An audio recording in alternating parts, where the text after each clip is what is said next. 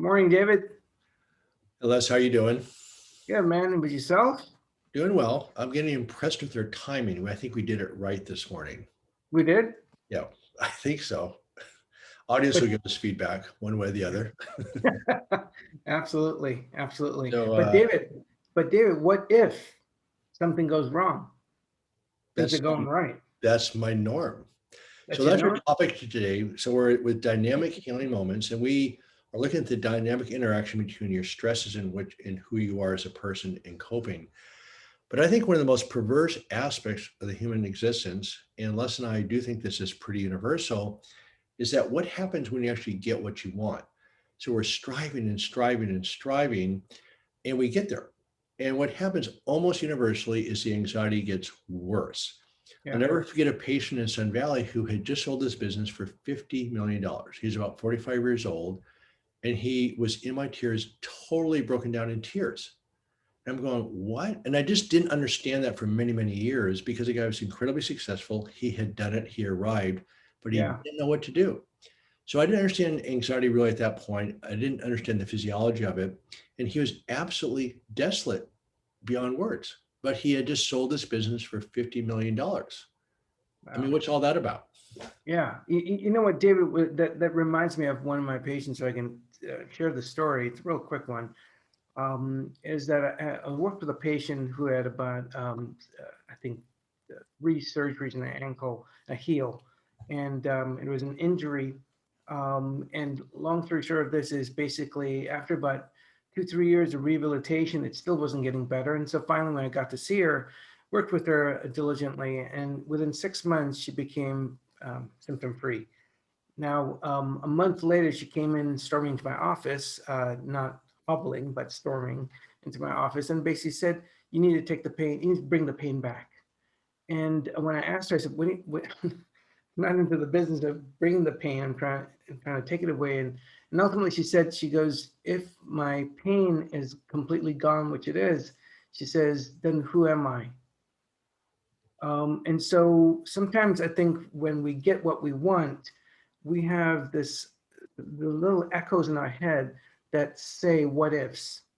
Right. And I think you just nailed it there. It's a lot of stuff when we get what we want, when we finally meet the right person, or when we're having a half decent day, Right. when there's no software problems or anything, or you finally maybe saved up the amount and or maybe you get to Hawaii or wherever it is. We have this what ifs. And the reason we have those what ifs, David, it's an old programming, is to make sure that we don't let our guards down. It comes back to what we talked about a couple of days ago about vulnerability. Very often when we're starting to feel a sense of peace, our mind says, but what if? And the danger of that in not recognizing that something is dominating us, it tends to kind of overwhelm our actions. We tend to then get stuck in a cycle of fear. So Well, the biggest obstacle in treating chronic pain is that people do not want to give up their pain. They do not want to give it up. Now, that's a very deep discussion, and there's many reasons why. But I think this is one of them, where is you get identified with the struggle. This is who you are. You're struggling, you're fighting, this is what you do. That's one thing. The second thing is the struggle occupies your mind. You're distracted from the deeper anxieties that exist. So you're in the struggle, you're angry, you're reactive, at least you're struggling. And when all of a sudden everything's calm, you're right, you're vulnerable. You have to be with yourself. And yeah, that's what Dr. Porges talks about when he uses his vagal stimulation. He has to do it with trained therapists because all of a sudden people are anti-inflammatory, they feel vulnerable, and they decompensate. They don't know what to do. So I think it's really perverse. You work so hard to achieve a certain goal. Remember, a lot of time what allows you to achieve that goal or causes you to achieve that goal is fear, anxiety. So it pushes you up and up the hill.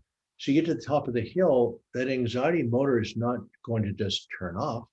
It's yeah. going to keep cranking away. Yeah, absolutely. And I think it's really important for all of us to know is this is when you get to that place of that struggle, as you mentioned, the real issue we're talking about is this fear that this wonderful moment will not last, or this sense of, oh, today my body isn't hurting so much.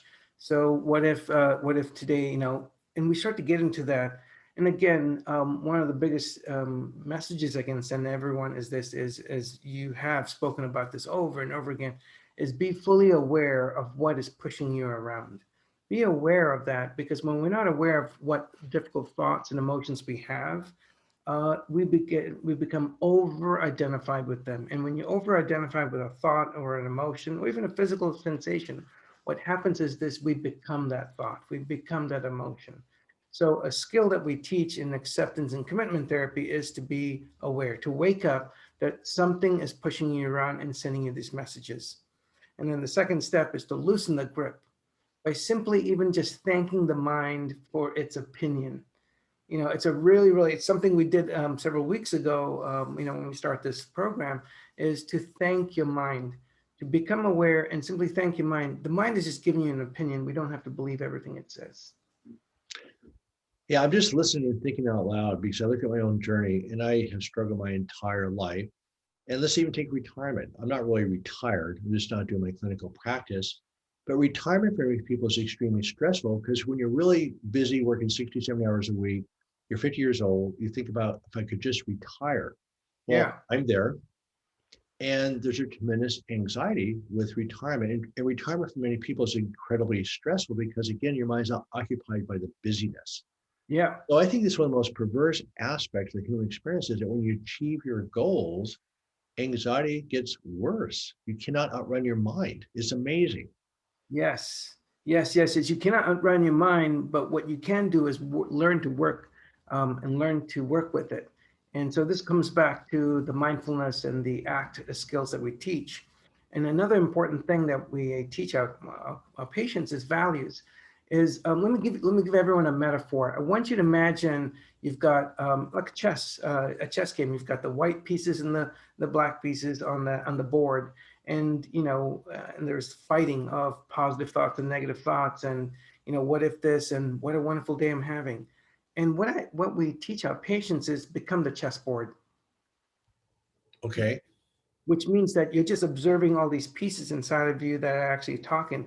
But what's really intriguing about this is you don't have to be in battle with any of your thoughts. You can just honestly, literally just go like, okay, so I noticed that the mind is telling me that what if today isn't it? Thanks for your opinion. What we want to do is learn to separate from unhelpful thoughts.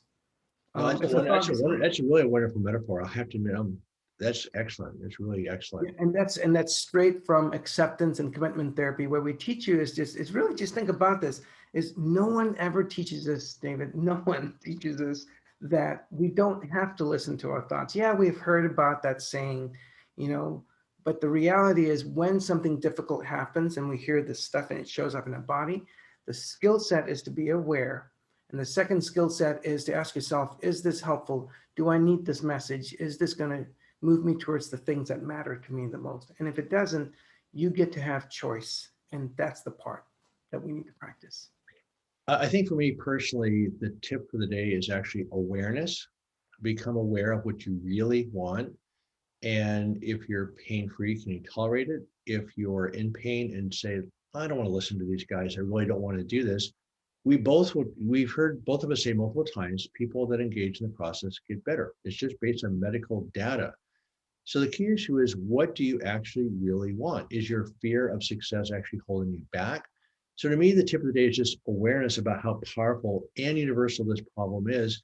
And I Yeah. agree with you, it's not really taught in psychology that much about this problem with being successful, Yeah, good point. Yeah, right? good point. Yep. David, I think that's a really interesting point you just made there, by the way.